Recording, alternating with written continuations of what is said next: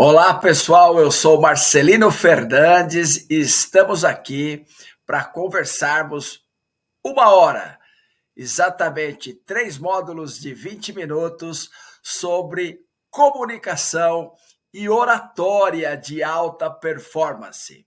Eu espero que você anote, goste e leia o nosso e-book sobre este tema, ok? E vamos lá, sem perder tempo, vamos começar aqui já esta nossa aula, este nosso curso rápido de extensão sobre comunicação e oratória de alta performance. Eu quero passar para vocês aqui exatamente os ganchos, os chamados códigos da comunicação.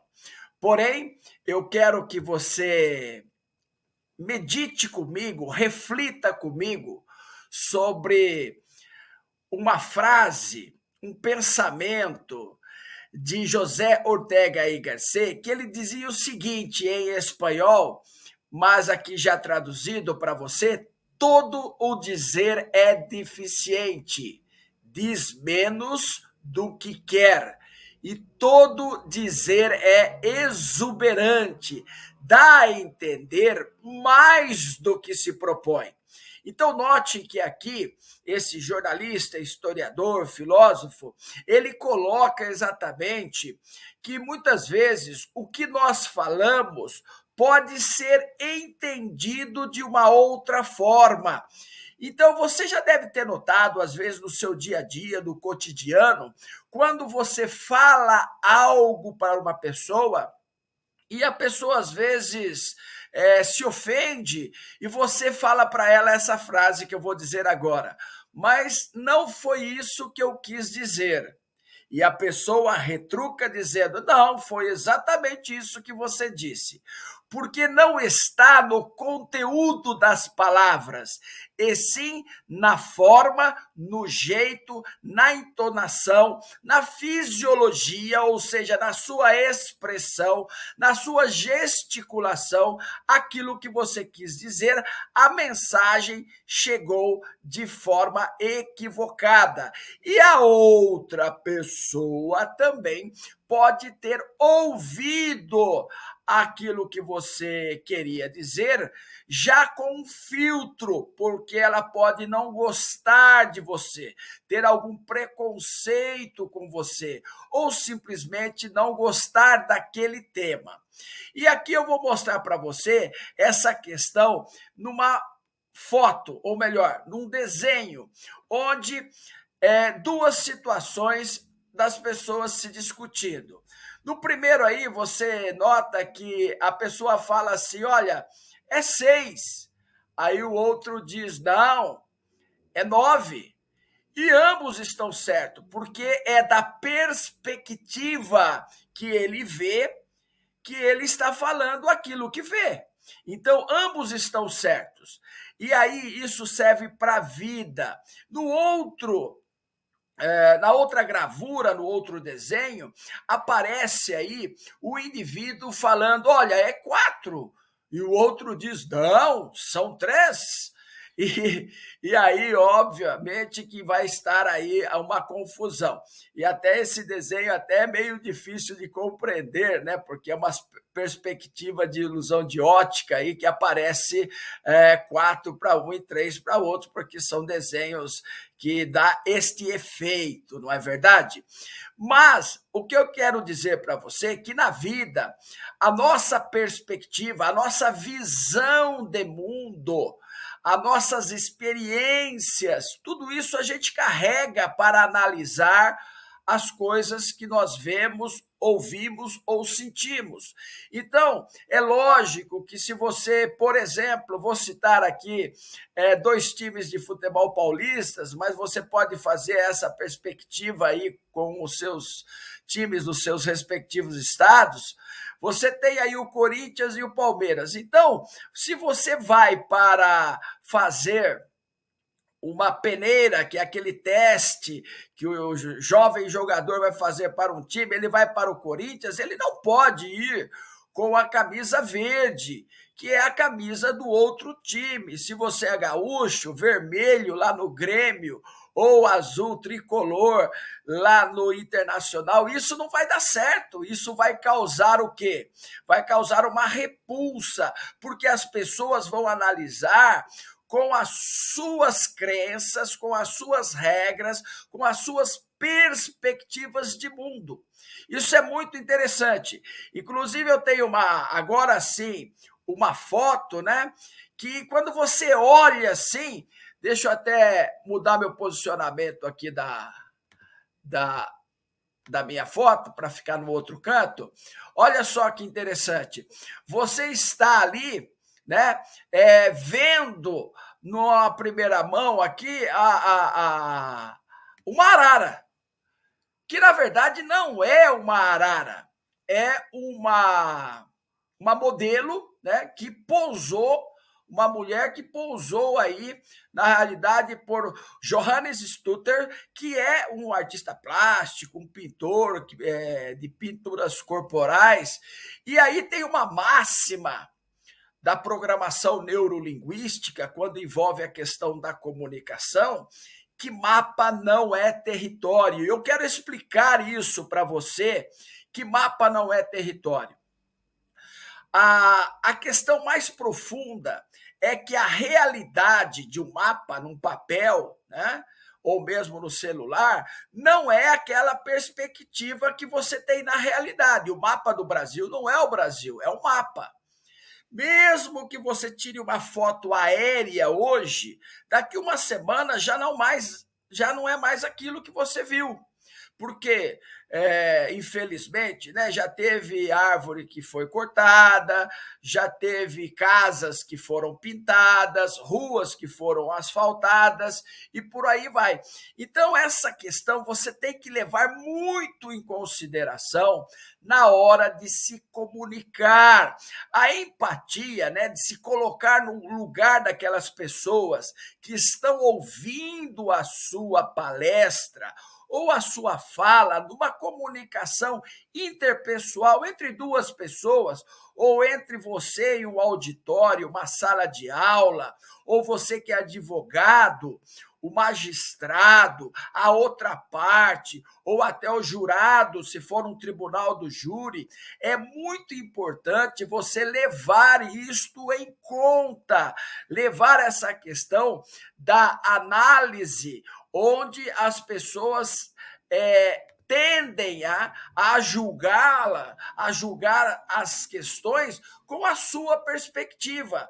Então, quando eu digo que mapa não é território, significa que as pessoas vão ver algo que pode não ser a realidade. Como eu vou voltar lá para dizer aquela questão, olha, você me ofendeu, e a outra pessoa diz, não, mas não foi a minha intenção, não é isso que eu quis dizer. É sobre isso que eu estou falando. O mapa não é território, porque o que vale é o que a pessoa entende de você. E aqui eu quero falar de uma palavrinha que é a idiosincrasia. Idiosincrasia é uma palavra da farmacologia que a psicologia emprestou, né?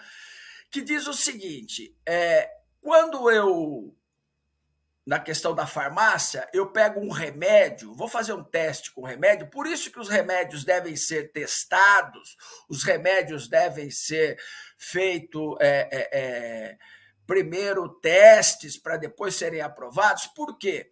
Porque existe a idiosincrasia, não só a questão da eficácia daquele remédio, se realmente aquela droga vai fazer um efeito, mas também de testá-lo para saber se vai ter reações, se vai ter efeitos colaterais. Então, é assim que é feito, porque a idiosincrasia significa que 10, 20, 30, 40 pessoas recebendo a mesma droga, pode ter efeitos diferentes. Pode ter pessoa que se cure, pode ter pessoa que não faça efeito nenhum, pode ter pessoa alérgica, pode ter pessoas que têm um efeito colateral, mas seja razoável, que é admissível, até porque às vezes o efeito colateral é menor e a cura é bem melhor do que ter, né? E o efeito colateral depois passa. Então, por isso que são feitos testes. Quando a psicologia empresta a questão da idiosincrasia e também agora a comunicação, o que isto significa? Você pode falar para uma sala de 30 pessoas e as pessoas terem entendimentos diversos. E aí você fala assim, puxa vida, eu falei e tem gente que entendeu e tem gente que não entendeu. Por que isso acontece? Exatamente porque a recepção daquilo que você tentou transmitir alcançou o entendimento de algumas pessoas, porque elas se identificaram, se sintonizaram, é a palavra ideal, porque vai muito na questão do rádio, né? A sintonia. Você está na sua casa, você sintonizou um rádio e eu aqui na minha sintonizei o mesmo rádio. Nós vamos entender e escutar a mesma coisa. Porém, se eu deixar meio fora ali o dial do rádio, pode ter ruídos. Ou eu posso estar ouvindo, mas pensando em outras coisas, nos problemas do dia, no cotidiano, e isso pode trazer efetivamente o chamado ruído na comunicação e a pessoa não entender, ok? Então vamos seguindo aqui no nosso curso. Eu quero mostrar para você um fluxo racional da questão da programação neurolinguística, que diz o seguinte, deixa eu colocar a minha foto aqui, né, o meu vídeo para o outro lado, que fica melhor. Então, diz aqui, ó, pensamentos, que seriam os softwares da mente, geram sentimentos, emoções, que geram comportamento, que são as nossas atitudes, e que geram resultado, que, assim, uma máxima seria o nosso destino. Na verdade, o nosso destino é fruto, o destino é fruto de nossas escolhas. Então, vamos voltar aqui. Pensamentos geram sentimentos. Olha só que interessante. Eu começo a pensar em coisas tristes. Logo, me entristeço, que são os sentimentos. E se eu não parar de pensar, além de me sentir tristes, eu posso ter um comportamento relacionado à tristeza, que é a atitude de chorar. E aí, o que eu faço com isso? Eu tenho um resultado, quer ficar mal, quer ficar cabisbaixo, que é perder um dia, não conseguir resolver os problemas porque estou triste, não quero fazer nada, podendo me gerar até uma depressão. Olha que interessante. Então, esse fluxo racional é importantíssimo quando? Na hora da comunicação. As pessoas, quando vão ter uma palestra, elas esperam se emocionar com a sua palestra. E o que é se emocionar? É chorar, professor? Não, não é isso. É ter o sentimento que foi algo legal. Sabe aquela satisfação positiva? O que é a satisfação? Aquilo que você fala, ah, que pena, acabou. Puxa vida, acabou.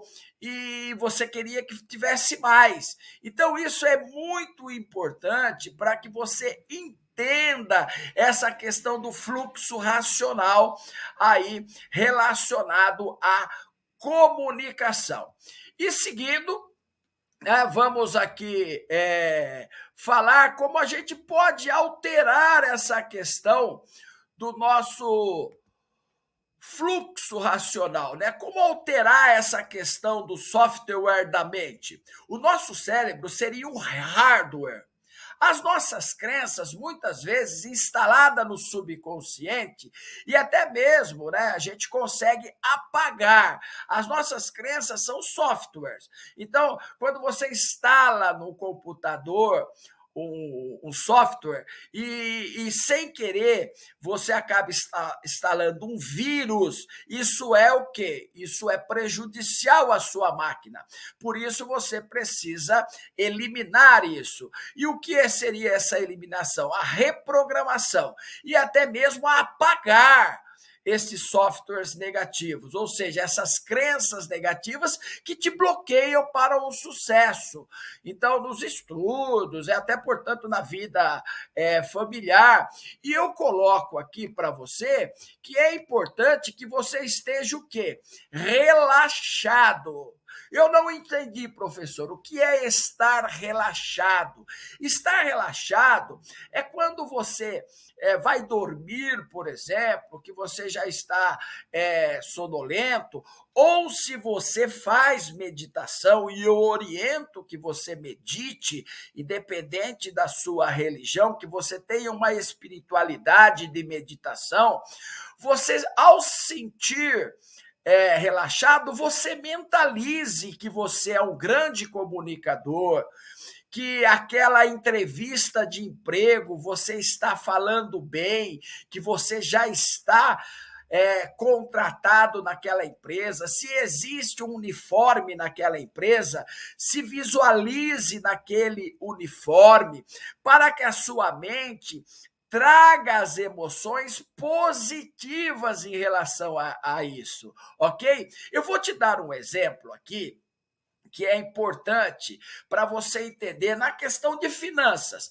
A comunicação intrapessoal, ou seja, a comunicação com você mesmo. Quando você é criança, bem pequenininho, você vai pôr uma moeda na boca, alguém que te ama, sua mãe, seu pai, vai lá e fala, não, isso é caca, e dá um tapinha na sua mão. Você toma um susto e relaciona o dinheiro com caca, com sujeira.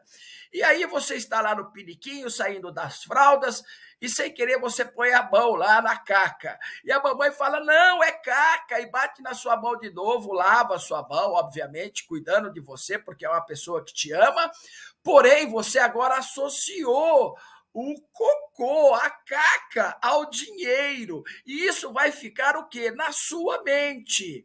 Aí você cresce mais um pouquinho, você vai lá numa igreja, numa sinagoga, numa mesquita, num templo, e tem alguém falando que é mais fácil um camelo passar pelo furo de uma agulha do que o rico entrar nos reinos dos céus. Ou seja, você fala, eu não quero ser rico, então, porque isso é ruim, mas, na verdade, isso era uma portinhola, né?